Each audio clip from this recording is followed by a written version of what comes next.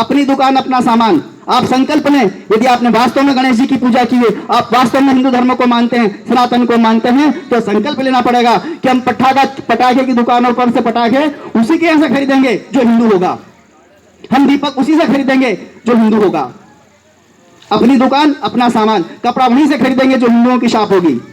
हम तिलक देखकर सामान खरीदेंगे, चाहे मोहल्ले में फेरी लगाने वाला आता हो। आपको पता है, आप अनजाने में मोहल्ले में फेरी लगाने वाले को बुलाते हैं, आप सामान खरीदते हैं, वो क्या करता है? वो रेकी करता है। वो देखता है कि इस मोहल्ले में कितनी बहनें ऐसी हैं जो तलाकशुदा है, कितनी जो परित्यक्ता हैं, कितनी जिनका विवाह नहीं हुआ है, कितनी है जिनके पति बाहर कमाने गए हुए हैं, वो बहनें यहां रह रही हैं।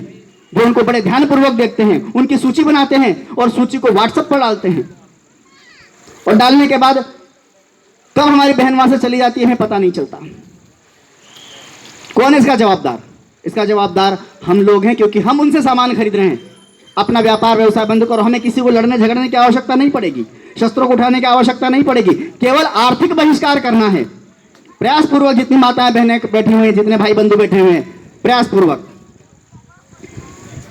एक सामान कम खरीदेंगे, और जो खरीदेंगे वो हिंदू की दुकान से खरीदेंगे। जो जय श्री राम बोलता हो, जो राम मंदिर को चंदा देता हो, जो गणेश जी की झांकी में चंदा देता हो, वहां से वहां सामान खरीदेंगे। कपड़ा उसके यहां खरीदेंगे जो हिंदू है। ये हमको प्रयासपूर्वक करना पड़ेगा, क्योंकि 57 मुस्लिम देश हैं, और 57 में से हमारे लिए सभी देश में से ताला लगा हुआ है, हम कहीं नहीं जा सकते। उन 57 देश में आग लगी हुई है, सब आपस में मारकाट कर रहे हैं। हम यहां सुरक्षित इसलिए बैठे हैं क्योंकि यहां हिंदू बाहुल्य है, और जब तक सुरक्षित रहेंगे जब तक हिंदू बाहुल्य हैं। जहां हिंदू घटा वहां देश बटा, जहां जहां हिंदू घट गया वहां से देश खत्म हो गया, वहां से धर्म खत्म हो गया। राम की कथा, कृष्ण की कथा, गणेश जी का पंडाल, मां भगवती दुर्गा की आरती, ये हरताली तीज का व्रत कहां करोगे आप? जहां हिंदू वहीं करोगे ना। कश्मीर में सब होता था। 50 साल पहले कश्मीर की जो बड़ी बड़ी केसर की क्यारियां थी, वो सब पंडितों की, वहां के हिंदुओं की हुआ करती थी।